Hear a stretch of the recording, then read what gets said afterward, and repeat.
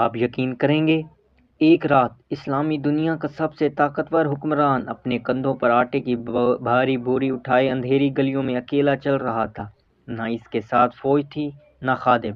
اور جب آپ جانیں گے کہ وہ ایسا کیوں کر رہا تھا تو آپ کی آنکھیں بھی نم ہو جائیں گی، کیونکہ اس رات ایک ماں اپنے بچوں کو صرف پتھر ابال کر سہلا رہی تھی تاکہ وہ بھوک بھول جائیں۔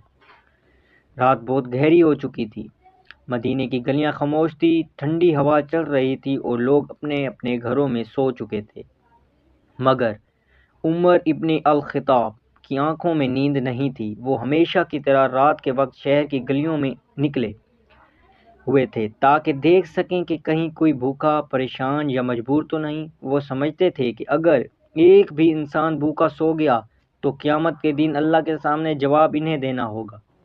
چلتے چلتے وہ مدینے کے ایک سنسان کنارے پر پہنچے، جہاں دور ایک چھوٹا سا خیمہ نظر آیا۔ خیمے کے باہر ہلکی سی آگ جل رہی تھی اور بچوں کے رونے کی آواز مسلسل آ رہی تھی۔ وہ آہستہ آہستہ قریب گئے۔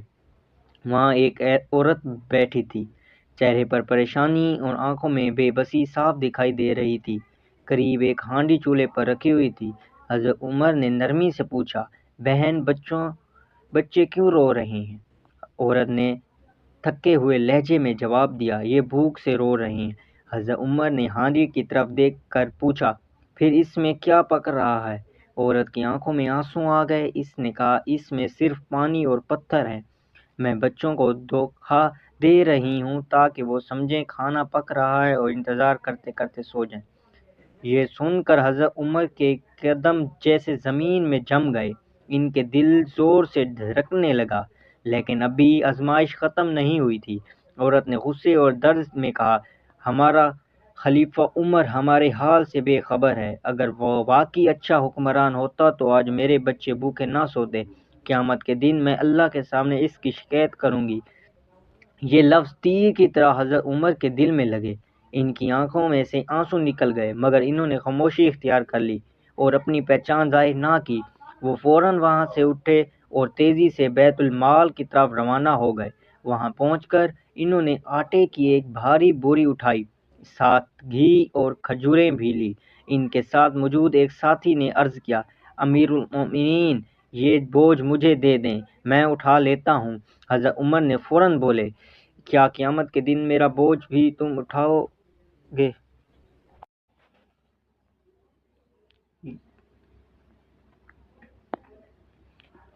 یہ سن کر ساتھی خاموش ہو گیا۔ پھر حضرت عمر نے خود وہ بھاری بوری اپنے کندھوں پر رکھی اور رات کے اندھیرے میں اسی خیمے کی طرف چل پڑے۔ راستے میں بوری کا وزن ان کے کمر جھکا رہا تھا، مگر ان کے دل پر اس ماں کے لفظ اس سے کہیں زیادہ بھاری تھے۔ خیمے تک پہنچ کر انہوں نے خود آگ جلائی، اپنے ہاتھوں سے کھانا تیار کرنا شروع کیا۔ وہ ہانڈی ہلاتے جاتے اور بچوں کی طرف دیکھتے جاتے۔ دھواں ان کی داڑھی مبارک میں بھر گیا، آنکھوں سے پانی بہنے لگا، مگر وہ مسلسل کام کرتے رہے۔ کچھ دیر بعد کھانا تیار ہو گیا۔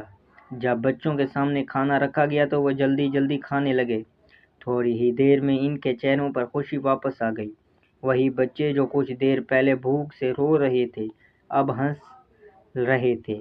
حضرت عمر ایک طرف بیٹھ کر یہ منظر دیکھتے رہے۔ ان کے چہرے پر سکون آ گیا۔ عورت نے خوشی ہو کر دعا دی، اللہ تمہیں جزائے خیر دے، تم عمر سے زیادہ خلافت کے حقدار ہو۔ حضرت عمر یہ سن کر خاموشی سے مسکرائے۔ انہوں نے کچھ نہ کہا، پھر جانے لگے تو آہستہ سے فرمایا، جب عمر کے پاس جاؤ تو مجھے وہاں ضرور پاؤ گی۔ اگلی صبح جب وہ عورت مدینہ آئی اور لوگوں سے معلوم ہوا کہ رات بھر اس کے بچوں کے لیے کھانا پکانے والا شخص خود خلیفہ وقت حضرت عمر تھے تو وہ حیرت سے کانپ اٹھی۔ اس کی آنکھوں سے آنسو بہنے لگے۔ اسے یقین نہیں آ رہا تھا کہ پوری اسلامی سلطنت کا حکمران رات کے اندھیرے میں اس کے بچوں کے لیے کھانا پکا رہا تھا۔ یہ واقعہ ہمیں سکھاتا ہے کہ اصل عظمت طاقت اور دولت میں نہیں ہوتی، بلکہ انسانیت، عاجزی اور دوسرے کے درد کو محسوس کرنے میں ہوتی ہے۔